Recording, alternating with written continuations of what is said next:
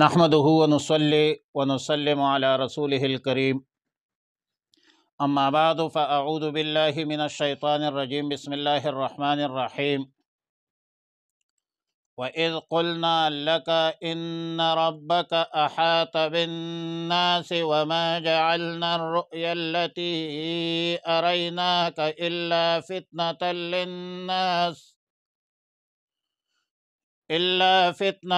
للناس والشجرة الملعونة في القرآن ونخوفهم فما يزيدهم إلا طغيانا كبيرا۔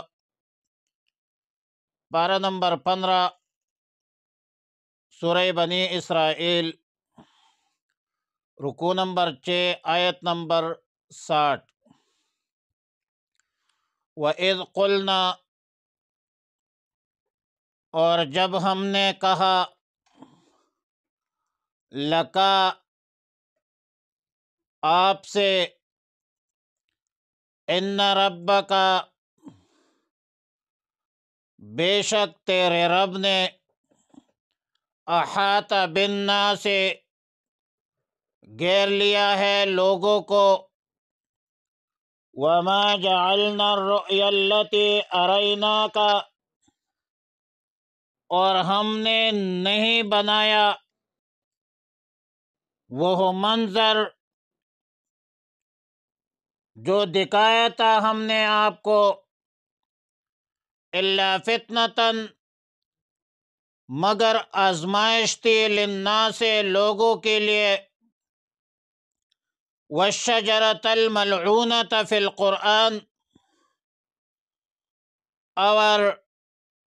وہ درخت جس پر لعنت کی گئی ہے قرآن کریم میں، وَنُخَوِّفُهُمْ، اور ہم ڈراتے ہیں انہیں، فَمَا يَزِيدُهُمْ، پس نہیں بڑھتا انہیں، إِلَّا طُغْيَانًا كَبِيرًا، مگر بڑی سرکشی۔ آیات مذکورہ میں رسول اللہ صلی اللہ علیہ وسلم کو خطاب ہے کہ وَإِذْ قُلْنَا لَكَ إِنَّ رَبَّكَ أَحَاطَ بِالنَّاسِ، آپ وہ وقت یاد کریں جب ہم نے آپ کو بتلایا کہ آپ کا رب اپنے علم کے اعتبار سے سب لوگوں کو احاطہ کی ہوئی ہے، اور ظاہر ہے کہ اللہ رب العالمین کو سب احوال معلوم ہے، سب احوال ظاہرہ بھی معلوم ہے، سب احوال باطنہ بھی معلوم ہے، گزشتہ احوال بھی معلوم، موجودہ حالات بھی معلوم، آئندہ حالات بھی اللہ کو معلوم ہے، اور یہ بھی اللہ کو معلوم ہے کہ کتنے لوگ ایمان نہیں لائیں گے اور کتنے لوگ ایمان لا کر بعض مصائب، آزمائش اور مشکلات کی باتوں میں آ کر ایمان سے پیر جائیں گے، اور فرمایا وَمَا جَعَلْنَا الرُّؤْيَا الَّتِي أَرَيْنَاكَ إِلَّا فِتْنَةً لِلنَّاسِ، ہم نے جو کچھ آپ کو عجیب چیزیں دکھلائی، اور قرآن کریم میں ایک ملعون درخت کا ذکر کیا ہے، یہ دونوں چیزیں لوگوں کے آزمائش کے اسباب ہے کہ ان کو سن کر کون ایمان قبول کرتا ہے، کون کفر پر ہی جمے رہتا ہے، جمتا رہتا ہے، قائم اور دائم رہتا ہے، کون ایمان قبول کرنے کے بعد کفر کی طرف عود کرتا ہے، کفر میں چلا جاتا ہے واپس۔ عربی میں الرؤیا فعلا کے وزن پر ہے، اور یہ صیغہ عموماً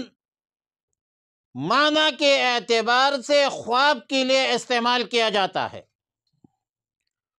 اور بعض اوقات بعض مرتبہ بیداری میں دیکھنے کے لیے بھی الرؤیا استعمال ہوتی ہے۔ سیدنا عبداللہ ابن عباس رضی اللہ تعالی عنہما کا قول ہے کہ الرؤیا یعنی لفظ مذکورہ میں جو الرؤیا آیا ہے اس سے بیداری میں آنکھوں سے دیکھنا مراد ہے، اور الشجرۃ الملعونہ سے مراد زقوم کا درخت ہے، جیسا کہ بخاری شریف میں ہے۔ رسول اللہ مبارک صلی اللہ علیہ وسلم کو بیداری کی حالت میں جو معراج نصیب ہوئی تھی، مسجد حرام سے مسجد اقصی تک پہنچے تھے، اور وہاں پر انبیاء علیہم السلام کی امامت کی، حضرات انبیاء علیہم السلام سے ملاقاتیں ہوئی آسمانوں میں، البیت المعمور، سدرۃ المنتہا دکھایا گیا، اور پھر اسی رات کو واپس بھی تشریف لائے۔ راستے میں قریش کا ایک قافلہ ملا۔ جب رسول اللہ صلی اللہ علیہ وسلم نے اپنے سفر مبارک کا تذکرہ فرمایا، سفر کی مشاہدات بیان فرمائی، تو بعض لوگوں نے ایمان قبول کیا اور بعض لوگوں ایمان قبول کر چکے تھے، بعض مرتد ہو گئے تھے۔ قریش کو بڑے حیرانگی ہوئی، قریش بڑے متحیر ہوئے، اور تحیر یہ تھا کہ ایک رات میں کوئی شخص اتنی دور جا کر کیسے واپس آ سکتا ہے۔ لہذا قریش نے تکذیب کی، قریشی مکہ، کفار مکہ نے۔ پھر جب رسول اللہ صلی اللہ علیہ وسلم نے بیت المقدس کی نشانیاں بیان کی اور قریش مکہ کے سوالات کے کافی شافی جوابات دیے، تجارتی قافلہ کے واپس پہنچنے کی خبر دی، قریش کا منہ بند ہو گیا۔ لیکن ظاہر ہے کہ جس کے مقدر میں، قسمت میں ایمان چھوڑنا تھا اس نے ایمان چھوڑ دیا، اور یہ بھی ظاہر ہے کہ واقعہ معراج ایک آزمائش تھی جو بعض لوگوں کے گمراہ ہونے کے سبب بن گئی۔ بعض اہل علم نے فتنۃ الا فتنۃ للناس میں فتنے کا ترجمہ گمراہی کے معنی پر کیا ہے، اور الشجرۃ الملعونۃ فی القرآن سے مراد زقوم ہے، جو دوزخیوں کی خوراک ہوگی، اہل جہنم کی خوراک ہوگی، جس کا ذکر سورہ صفات میں ہے۔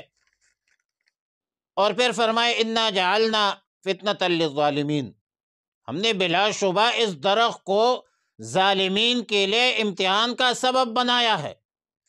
یہ زقوم درخت جو دوزخیوں کے کھانے کو ملے گی، اور بھوک کے وجہ سے ناگواری کے باوجود پیٹ میں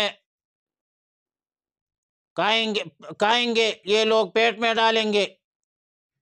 اور پھر اوپر سے کھولتا ہوا گرم پانی بھی پئیں گے، جیسا کہ سورہ واقعہ میں ہے۔ اور یہ درخت شکل و صورت میں سامپو کے پنوں کی طرح ہوگا، دوزخ کی تہ سے یہ زقوم نکلے گی، جیسا کہ سورہ صفات میں ہے،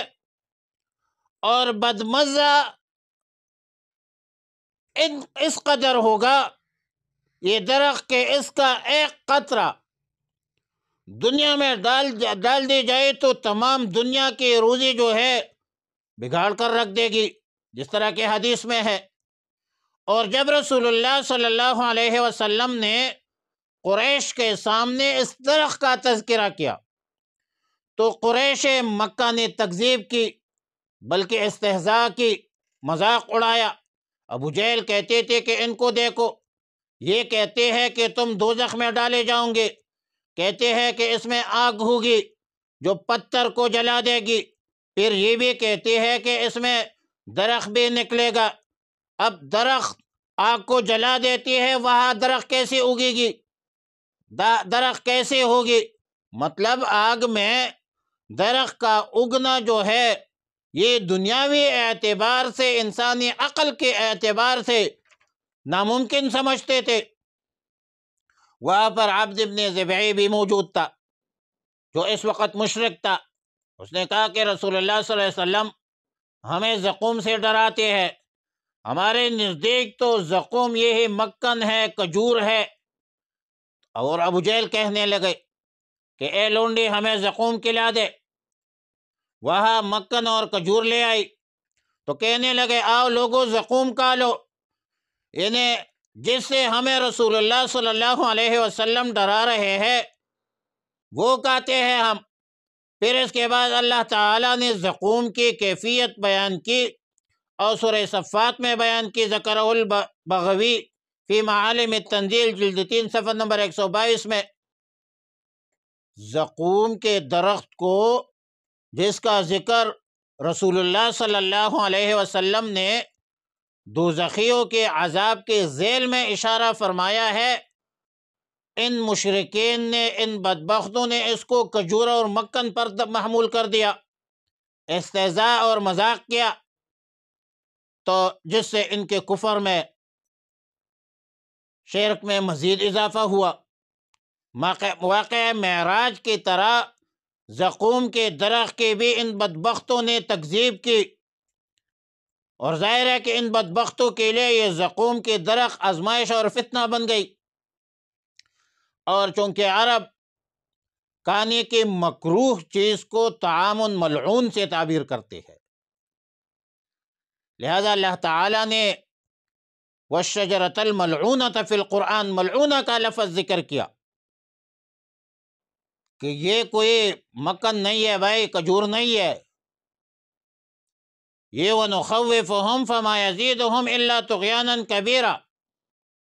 یہ تو ڈرنے کی چیز ہے، اس سے ڈرنا چاہیے، اس کے کھانے سے ڈرنا چاہیے، لعنتی خوراک ہے۔ اور اللہ تعالیٰ ان کو ڈراتے ہیں، آخرت کے عذاب کے خبریں ان کو سناتے ہیں۔ اور ظاہر ہے کہ جو خوف آخرت ہے، دنیا میں زندگی بسر کرنے کے لیے، محتاج زندگی کے لیے تو دو چیزیں ہیں، ایک خوف خداوندی ہے اور ایک خوف آخرت ہے۔ آپ ایک غلط کام کرتے ہیں، غلط بات کرتے ہیں، تو اگر آپ کے دل و دماغ میں اللہ کی خوف ہے، خوف خداوندی ہے، تو کم از کم آپ یہ سوچتے ہوں گے کہ اللہ دیکھ رہا ہے۔ اور خوف آخرت یہ ہے کہ آپ ایک غلط کام، غلط بات کرتے ہیں، تو کم از کم آپ کے دل و دماغ میں یہ ہونا چاہیے کہ اس کا میرے ساتھ حساب کتاب ہوگا۔ وَمَن يَعْمَلْ مِثْقَالَ ذَرَّةٍ خَيْرًا يَرَهُ وَمَن يَعْمَلْ مِثْقَالَ ذَرَّةٍ شَرًّا يَرَهُ۔ تو آخرت کی عذاب جو ہے اور خوف آخرت جو ہے، بعض بعد الموت اسی لیے ذکر کی جاتی ہے کہ یہ لوگ ڈر جائے، ان کے اندر اللہ کے خوف آ جائے۔ لیکن بدبخت آدمی، مشرکین مکہ اور کفار مکہ جو تھے، قریش، وہ بدبخت لوگ الٹا اثر لیتے تھے، اور وما الا طغیانا کبیرا، ان کی سرکشی میں اور ان کی گمراہی میں مزید اضافہ ہوتا رہا۔ تو اللہ سے دعا ہے کہ اللہ رب العالمین ہمیں نیک اعمال کے توفیق عطا فرمائے۔ وآخر دعوانا الحمد للہ رب العالمین۔